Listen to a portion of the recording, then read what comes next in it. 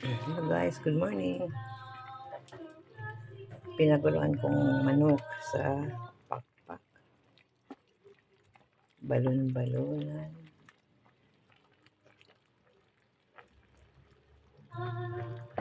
Pita. At saka atay.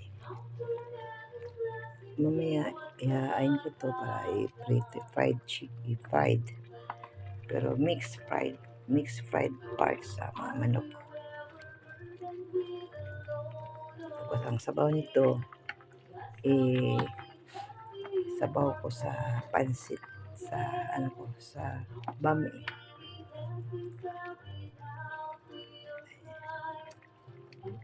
Simple preparation sa anniversary namin ng asawa. Kaming dalawa lang kasi, wala sa bunso. Nagtatrabaho. Thank you guys. God bless.